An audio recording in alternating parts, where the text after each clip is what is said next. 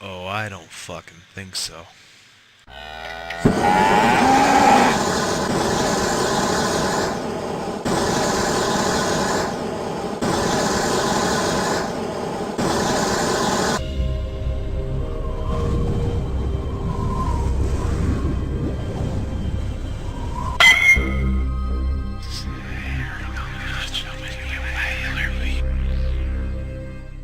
Welcome to Straight Up Reviews. Well, there's no bullshit beyond the sign. I decided to be a little unorthodox and review the sequel before the first, but mainly to help settle things that have been unnecessarily taken out of proportion. Said things regarding a superhero movie that I believe to be the best, if not better than the predecessor. Said predecessor was well regarded as one of the greatest superhero movies of all time. This is Avengers Age of Ultron. I won't give a summary on the first movie because I've not reviewed it yet, but the brief skivvy is that Marvel and Disney revolutionized the superhero movie business by being the first companies to have superheroes intermingle in live action. While it's happened countless of times in comic, game, and cartoon form, this was considered a milestone in both companies. With the help of Joss Whedon and an all-star cast, they not only changed the way we look at superhero movies in general, but also inspired rival companies such as Warner and DC to amp up their game after 70 years of bitching and moaning between branch companies. Seriously, it took 70 years for them to do a live-action crossover between Batman and Superman alone, due to wars both outside of WWE and DC, as well as many independent rights owners at the time, as well as wars inside the branch companies of Warner and DC, save for DCAU. Warner Movies refused to let Batman in Smallville, whilst Warner TV refused to let Superman and Batman share at least a photo together. Save for that stupid fucking tease that was in the I Am Legend film. It took Marvel only 49 years for their own crossovers in the movies. Still pretty long, but that was because their rights were scattered further than DC's. Now that Sony's made a deal in regards to Spider-Man, all Fox has to do is hand over X-Men and Fantastic Four. I'm waiting. Anywho, getting off topic. After the success of the first movie and the subsequent movies between them, Still waiting on that Hulk sequel that won't happen. they proceed to make a sequel to commemorate their success both in and out of universe.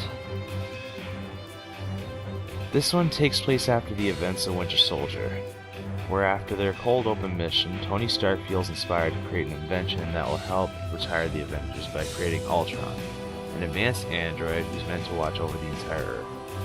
However, it seems he's taken Descartes' approach to retiring, believing it means kill the Avengers, as well as the human race.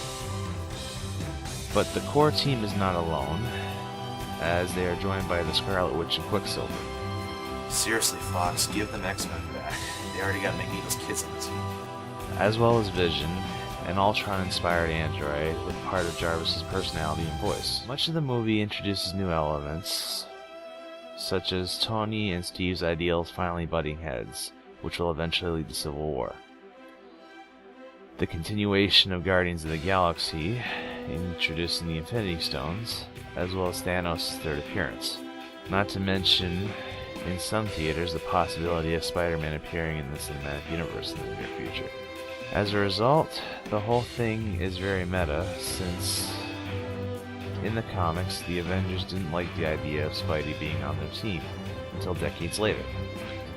Wait a minute. Spidey in the MCU, Civil War not too far behind. Nah, that's probably not gonna happen. They got Spidey, but Mephisto hasn't been negotiated yet. Now, this movie has taken a lot of unnecessary shit from certain parties, and I'd like to set them straight on the matter in the most peaceful way I can muster.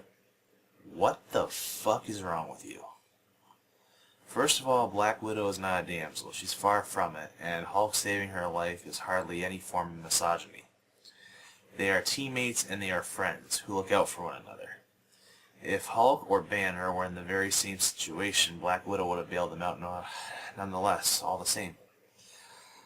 Second, her sterile condition. This wasn't meant to convey some prejudicial rant that a woman is defined by their ability to reproduce. It was to convey that throughout her whole life, since her fucking childhood, Romanoff has had things taken away from her in exchange for being who she was now, before joining S.H.I.E.L.D. And the funny thing is, I'm surprised that this was the moment that pissed you off. Yet you overlooked other vulnerable moments in her character arc, such as her initial fear of the Hulk, which, during their first encounter, left her huddling and crying in a corner, something that caused Fury to snap them out of it.